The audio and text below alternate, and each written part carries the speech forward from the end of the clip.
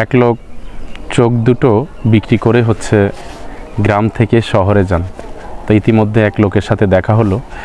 তো লোকটাকে বলল, ভাই চোখ বিক্রি করে এসেছি, তাই আসলে কোনো কিছু দেখতে পাই না, কাউকে কোনো দেখতে পাই না। তো সেই ভদ্রলোকটি আবার বলল, চোখ বিক্রি করে আসছিস, তুই দেখবি কি? চোখ নাই তাই তুই দেখিস না, তো কান দুইটাও বিক্রি করে যা। লোকটা হচ্ছে কান দুইটাও দিয়ে চলে আসলো।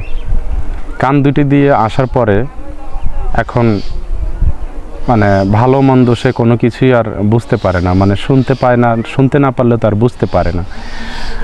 তো ওই শহরের এক লোককে জিজ্ঞেস করলো, ভাই আসলে আমার এরকম বিষয়, আমি চোখ বিক্রি করে আসছিলাম, আরেক ভাই আমাকে বলল যে কান বিক্রি করে দেওয়ার জন্য, তো আমি দিলাম।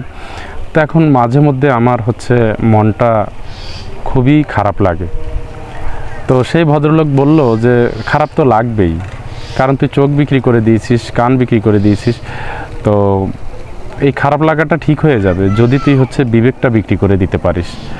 তো হচ্ছে উনি কিছু দূর যাওয়ার পরে কিছু লোককে দেখে বলল যে ভাই আমি এসেছি, এখানে কি বিবেকটা কি বিক্রি করা যাবে? তো যেই দুইজন লোককে জিজ্ঞেস করছিল সেই দুইজন লোক বলল যে আরে তুই আর তোর লোক পাইলি না, তুই তো আর মানুষ খুঁজে পাইলি না, একটু আগেই আমরা আমাদের বিবেক বিক্রি করে দিয়ে আসছি, তাই তোর বিবেকটা আমরা কিভাবে নিব? এটা আসলে বোঝানোর তেমন কিছুই এখানে নেই। আসলে আমরা মানে চোখ এবং কান বিক্রি করার আগে আমরা এখন হচ্ছে সবচেয়ে যেটা করি সেটা হচ্ছে আমরা আগে বিবেকটাকে বিক্রি করে ফেলি। তাই বিবেকটাকে বিক্রি করে আমরা হচ্ছে আর চোখ আর কান দিয়ে কি করব?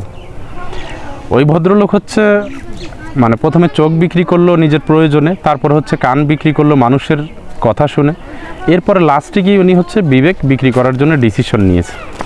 তবে এখানে বর্তমান সময় হচ্ছে মানুষ বিবেকটাকে আগে বিক্রি করে, তারপরে হচ্ছে চোখ আর কানের কথা তো পরে আসবে। আগে বিবেকটাকেই বিক্রি করে সবাই মানে খাওয়া শেষ হয়ে গেছে। তাই বিবেকটাকে বিক্রি করা থেকে আমরা বিরত থাকি, বিবেকের মূল্যায়ন করি। চোখ আর কান যদি মানে হয়ে যায় কোনো ক্রমে বিক্রি, তো হতে পারে, তাতে সমস্যা হবে না।